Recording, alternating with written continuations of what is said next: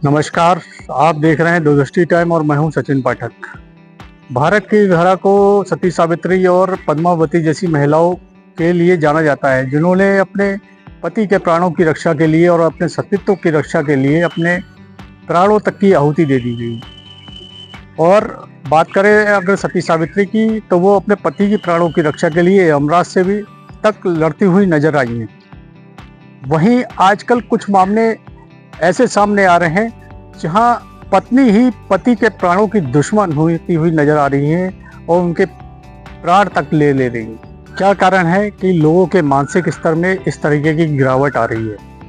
क्या कारण है कि अपने ही अपनों के प्राणों के दुश्मन बनते हुए नजर आ रहे हैं? आइए समाज में इसी मानसिकता के गिरते हुए स्तर को जानने के लिए हमारे साथ हैं बरेली कॉलेज के समाजशास्त्र विभाग के प्रोफेसर डॉक्टर रविंद्र बंसल जी। आइए उनसे जानते हैं कि महिलाओं का ये जो मानसिक स्तर या समाज में जो गिरता हुआ नजर आ रहा है, उसके पीछे का क्या कारण है। पेश है इसी पर हमारी खास रिपोर्ट। जैसा कि अभी हाल ही में पारिवारिक हिंसाएं और इस तरीके की घटनाएं जो सामने आ रही हैं, उसी पर चर्चा के लिए हमारे साथ में हैं बरेली कॉलेज में समाजशास्त्र के प्रोफेसर रविंद्र बंसल जी। आइए उनसे जानते हैं कि जो इस तरीके की घटनाएं हो रही हैं, उनके पीछे का कारण क्या है। नमस्कार। जैसे कि आपने कहा कि आजकल जो घटनाएं हो रही हैं जिसमें स्त्रियों द्वारा पुरुषों का शोषण हो रहा है, पहले हम सुनते थे पुरुषों द्वारा स्त्रियों का शोषण होता है। वर्तमान समय में काफ़ी हद तक हम कहें जो व्यक्तिवादी सोच डेवलप हो रही है सोसाइटी के एडवांसमेंट्स के आधार पर, या कहा जाए किसी शहर के तेज़ी से बढ़ते हुए पश्चिमी संस्कृति के प्रभाव के कारण, या फिर इस दौड़ में आगे निकलने की जो चाहत है कि मैं बड़ा। अभी तक ये होता था एक देश के अंदर, फिर ये धीरे धीरे बढ़ते बढ़ते एक पर्टिकुलर क्षेत्र में हो गया। अब वो परिवारों में जो मेंबर्स हैं, उन मेंबर्स में ही आपस में ये हो गया कि मुझको बड़ा बनना है। काफ़ी दिनों तक ये आंदोलन चलते रहे कि नारी मुक्ति आंदोलन, और इसके लिए सब लोगों ने काम भी किया, नारियों के उत्थान के लिए काम किया।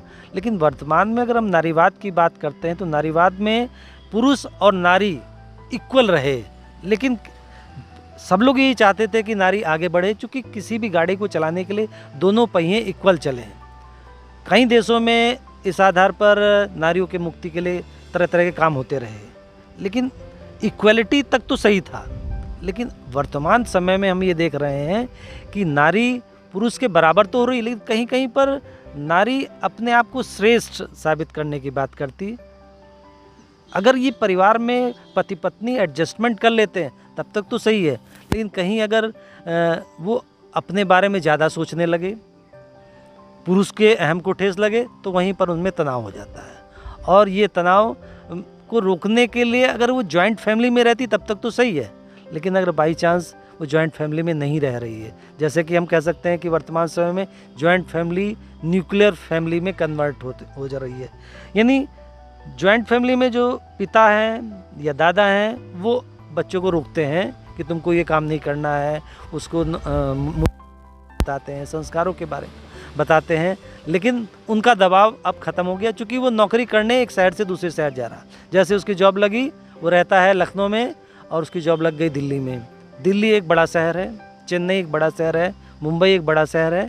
वहाँ पर हम ये देखते हैं किसी का किसी पे कंट्रोल नहीं है। इसका मतलब ये नहीं कि बम्बई में सब ऐसा ही है, या चेन्नई में ऐसा ही है, या दिल्ली में ऐसा ही है, लेकिन वहाँ उनका पूरा परिवार साथ नहीं रहता है, जो तमाम एक्टिविटीज़ के लिए उसको रोके, निगेटिव एक्टिविटीज़ के लिए रोके। वहाँ तो पति पत्नी रहते हैं और उनके बच्चे रहते हैं। बच्चे कहाँ रह रहे हैं? बच्चे चूँकि उनका ध्यान रखने के लिए वो खुद नहीं है, चूँकि मियाँ बीवी दोनों जॉब कर रहे हैं, ऐसे में बच्चे क्रचेज़ में जा रहे हैं। और कहीं बाई चांस जॉइंट फैमिली के माता पिता उनके साथ किसी वजह से रहने भी लगते हैं, तो उनके पास रहने के लिए उतना बड़ा घर नहीं है, तो उनको वृद्धाश्रम में छोड़ दे रहे हैं। अब बचा एक मियाँ बीवी, क्योंकि बच्चा तो क्रच में चला गया है और थोड़ा बड़ा हुआ तो हॉस्टल चला गया है। अब मियाँ बीवी दोनों में एडजस्टमेंट चल रहा है, लेकिन किसी पर्टिकुलर सिचुएशन में एक दूसरे के विचारों से तालमेल कभी कभी नहीं बैठ पाता। और ये जो अंधी दौड़ है आगे बढ़ने की, उसके कारण और किसी का दबाव न होने के कारण उनमें ये टकराट शुरू हो जाता है, और वहीं टकराट में ऐसी भूमिका बन जाती है, ऐसी सोच डेवलप हो जाती है, एक दूसरे को मरने मारने के लिए तैयार हो जाते हैं।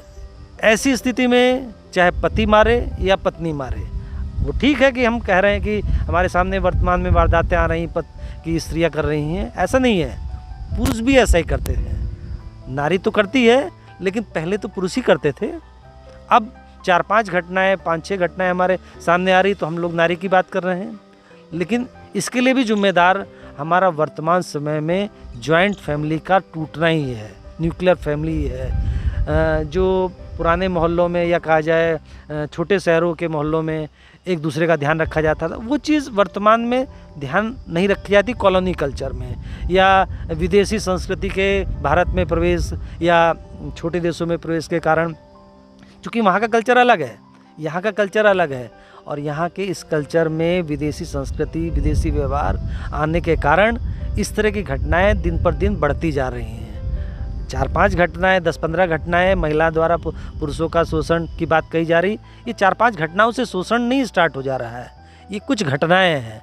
लेकिन अगर देश में या खासकर समाज में फैमिली स्ट्रक्चर को मजबूत करना है तो हमको जॉइंट फैमिली की तरफ लौटना होगा। अगर हम जॉइंट फैमिली की तरफ नहीं लौटेंगे तो निकट भविष्य में ये घटनाएं बढ़ती रहेंगी। इसमें केवल नारी को ये कहा जाए कि वही ऐसा कर रही है, ऐसा नहीं है। इसके लिए जिम्मेदार पूरी सोसाइटी है। हमको पूरे पुराने समय के मोहल्लों की तरफ लौटना पड़ेगा, कॉलोनी की एडवांसमेंट की तरफ। फिजिकली तो करें, लेकिन हमारे संबंध को वैसे ही डेवलप करना पड़ेगा, क्योंकि अगर हम वैसे डेवलप नहीं करेंगे तो हमारी सोसाइटी ख़राब हो जाएगी ना।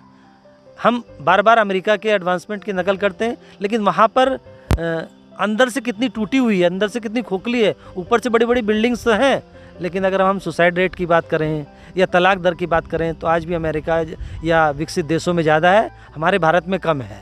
तो वर्तमान समय में कुछ घटनाएं ज़रूर हो रही हैं, लेकिन वो घटनाएं को हमारा समाज, भारतीय समाज उसको रोक सकता है। इसमें बुद्धिजीवी लोग को आगे आना पड़ेगा और उनको प्रयास करना पड़ेगा। माता पिता को भी एडजस्टमेंट करना पड़ेगा, क्योंकि उनको पता है कि पहला ज़माना ख़त्म हो गया है। अब अपनी बहू के साथ, अपने बेटे के साथ तालमेल बैठाना होगा, तभी जाके ये चीज़ ठीक हो सकती है। एक क्वेश्चन डॉक्टर साहब और जानना चाहूँगा कि क्या कारण है कि इस तरीके की वारदातें हो रही हैं, इस तरीके की घटना अंजाम हो रही है? आप किसको दोषी मानते हैं? एजुकेशन सिस्टम है, या पाश्चात्य संस्कृति का हावी होना, या फिर संस्कारों की कमी? इसके लिए हम एजुकेशन को तो नहीं दोष देंगे, क्योंकि एजुकेशन से तो आदमी को ज्ञान ही प्राप्त होता है।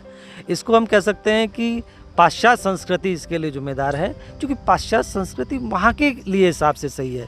उसको, क्योंकि यहाँ पर हम उसका ऊपरी आवरण, ऊपरी रूप तो देखते हैं, अंदर नहीं देखते हैं उसकी चीज़ क्या है, और उसके कारण हम अपने संस्कारों को भूलते जा रहे हैं, अपने मूल्यों को भूलते जा रहे हैं।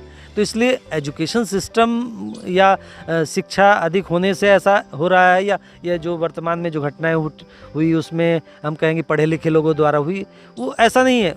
उन पर प्रभाव हुआ विदेशी संस्कृति का। जैसे अभी हम कुछ दोस्तों के साथ ये बात कर रहे थे कि जापान जैसा देश, जहाँ पर कोई मैरिज नहीं करना चाहता, मतलब कम से कम लोग मैरिज करना चाहते हैं, लेकिन लिविंग रिलेशन में रहना पसंद करते हैं। कई ऐसे हमारे सामने ऐसे केसेस दिखाई पड़ते हैं कि लिविंग रिलेशन में तो वो खुश हैं, लेकिन जैसे मैरिज कर लेते हैं तो टेंशन शुरू हो जाता है।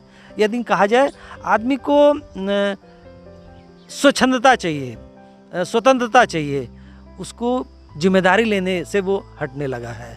और ये चीज़ विदेशी संस्कृति के यहाँ पर ऊपरी रूप में, बाहरी रूप के अपनाने के कारण है। आंतरिक रूप से अपनाए तो ऐसा नहीं कि वो सही नहीं है, लेकिन हम ऊपरी आवरण ओढ़ ले रहे हैं और उसके हिसाब से चल रहे हैं। केवल ऊपरी नए नए कपड़े पहनने से नहीं, अंदर से अपने आप को तैयार करना पड़ेगा। हमको अगर आगे बढ़ना है तो हमको परंपराओं को लेके भी चलना पड़ेगा, क्योंकि हम परंपराओं को भूल जाएंगे और केवल आधुनिक को करेंगे तो वो चीज़ सही नहीं है। परंपरा और आधुनिकता दोनों को मिला के देखना पड़ेगा। आज हमारे सामने जो है वो कल पर ही तो है, मतलब परंपराओं का नया रूप ही तो आधुनिकता है। यानी हम जब तक नींव को नहीं समझेंगे तब तक हम वर्तमान को नहीं समझेंगे। इस आधार पर हम यही कह सकते हैं कि हमारे लिए विदेशी संस्कृति का ऊपरी रूप अपनाने के कारण ऐसा हो रहा है और इससे हम मूल्य छोड़ते जा रहे हैं। हमारी अधिक पढ़ा लिखा होना इसके लिए जिम्मेदार नहीं है।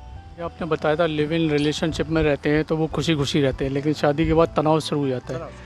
तो इसके पीछे का कारण क्या मानते हैं और किस तरीके से इन्हें दूर कर सकते हैं?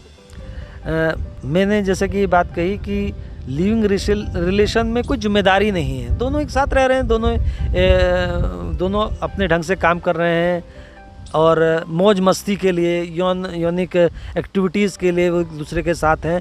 लेकिन जैसे ही मैरिज हो जाती तो जिम्मेदारी हो जाती ना, उसकी पत्नी है, उसका पति है, एक दूसरे का ध्यान रखना है, ये करना है, ये नहीं करना है, वहीं से तनाव शुरू होता है।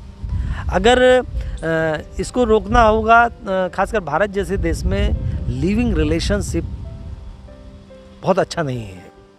वो ठीक है विदेशों में अच्छा होगा, लेकिन भारत जैसे देश के लिए लिविंग रिलेशन का कल्चर बहुत अच्छा नहीं है, क्योंकि वही लोग जब मैरिज करते हैं, लव मैरिज करते हैं, तो वही जब उनके जिम्मेदारी आती हैं तो जिम्मेदारी में उनके अंदर का जो वो है, क्या कहते हैं, जिम्मेदारी निभाने की बात है, उससे वो भागने लगते हैं। और इसलिए हम समझते हैं इसमें माता पिता को अपने बच्चों के साथ एडजस्टमेंट करना होगा। पुरानी पीढ़ी नई पीढ़ी को एक दूसरे के साथ मिल के काम करना होगा, क्योंकि अगर माँ बाप नहीं समझेंगे तो बच्चे धीरे धीरे उनसे अलग होते रहेंगे और वो फिर किसी के साथ ऐसे ही जिसके परिवार के बारे में कुछ ज़्यादा नहीं पता है और वहाँ पर उनसे संबंध हो जाता है, उनसे मैरिज हो जाती है और पता चलता है पहले उसकी मैरिज कहीं और भी हो चुकी है।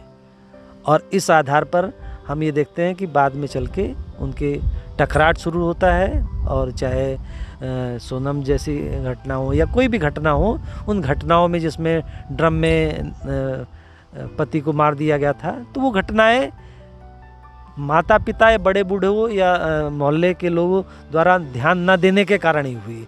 अगर जॉइंट फैमिली के लोग आपस में मिलते रहें, आस पड़ोस के लोग एक दूसरे का ध्यान रखें, तो निश्चित रूप से ऐसी घटनाओं को रोका जा सकता है। यानी सोसाइटी, हमारे आसपास के लोग ही इसको रोक सकते हैं। अच्छा, हमारे देश को संज्ञा दी जाती है सती सावित्री की भूमि कहा जाता है, जो अपने पति के प्राणों को यमराज से तक छीन के ले आई थी। अब इस देश में वही बिल्कुल उसके विपरीत हो रहा है, अपने पति के प्राणों का हरण कर रही है। तो क्या पुरानी संस्कृति को जीवित करने की पुनः आवश्यकता पड़ रही? ऐसा कह सकते हैं, क्योंकि पुराना समय में हमारे सती सावित्री की बात की जाती है, लेकिन ऐसा नहीं कि पूर्ण रूप से हमारे देश में ये चीज़ ख़त्म हो गई है। आज भी हम खासकर अपने बरेली में ही देखते हैं कि एक स्थान पर तो ऐसा था कि उसने अपने मतलब पति के लिए अपना लीवर ट्रांसप्लांट में मदद करी। जबकि जब डॉक्टर ने काउंसलिंग की तो उससे पूछा कि आप तैयार हैं, कोई दबाव तो नहीं? उसने कहा नहीं, मैं अपने पति के लिए तैयार हूँ। भारत जैसे देश में आज स्त्रियां अपने पति के लिए, अपने पिता के लिए पूरी हजारों साल पुरानी जो कथाएं कही जाती हैं उसकी तरह से आज भी काम कर रही हैं। ये कुछ घटनाएं ज़रूर आ गई हमारे सामने ऐसी जिसमें नहीं कर रही। रही बात जगाने की क्या, जगे हुई हैं भारत के लोग।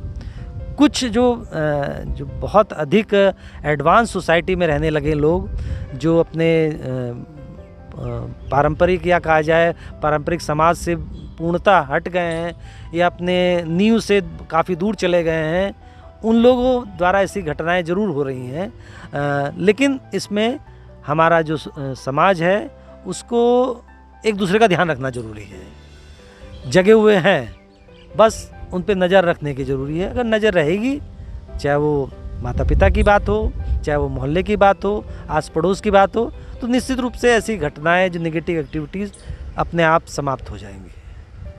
डॉक्टर साहब, एक प्रश्न और जानना चाहूँगा मैं आपसे कि जो इस तरीके की घटनाएं हैं, चाहे वो वृद्धाश्रम को लेकर घटनाएं हो या इस तरीके की जो घटनाएं हैं, उसको रोकने के लिए क्या उपाय होना चाहिए, एक बुद्धिजीवी द्वारा और एक समाज सेवी के द्वारा? किस तरह? खासकर इस तरह की घटनाओं को रोकने के लिए हम तो ये समझते हैं कि बुद्धिजीवी वर्ग को तो आगे आना ही होगा।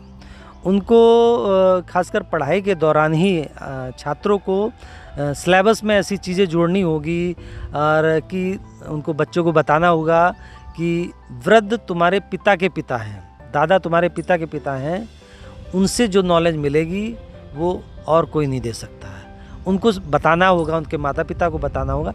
ये चीज़ सिलेबस में जोड़नी होगी, इस आधार पर कुछ सेमिनार करनी होंगी, लेकिन केवल बुद्धिजीवी या कहा जाए स्कूल कॉलेजों में नहीं, बल्कि कुछ एनजीओज़ को सामने आना होगा, उन एनजीओज़ को काम करना पड़ेगा और इस तरह की जागरूकता कार्यक्रम चलाने होंगे जिसमें वृद्धाश्रम को ख़त्म करने की बात करनी होगी, या फिर तलाक की जो एक्टिविटीज़ आजकल ज़्यादा हो रही है, या आत्महत्या की दर जो ज़्यादा हो रही है, इन सब के लिए एक एनजीओज़ द्वारा और सरकार द्वारा भी ऐसी जागरूकता कार्यक्रम चलाने होंगे।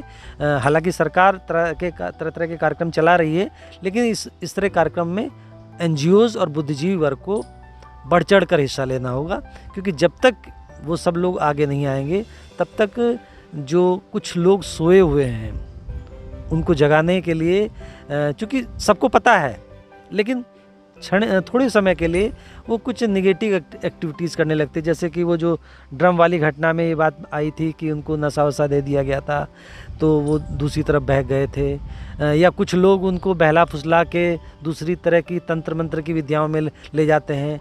तो उस पर थोड़ा सा बुद्धिजीवी को कि किसी के झांसे में नहीं आना है, किसी के अनुसार निगेटिव एक्टिविटीज़ के लिए या किसी लालच में नहीं आना, क्योंकि लालच, पैसे का लालच हो या कम समय में अमीर बनने की चाहत हो या बड़ा आदमी बनने यानी जिसमें नाम हो जाए काफ़ी, इस तरह के बनने की चाहत हो, क्योंकि हर चीज़ स्टेप बाय स्टेप होती है, कोई चमत्कार नहीं है आगे बढ़ने का। अगर आप मेहनत करोगे तो आगे बढ़ोगे, और इस तरह से अगर ये काम हमारा बुद्धिजीवी वर्ग ही कर सकता है।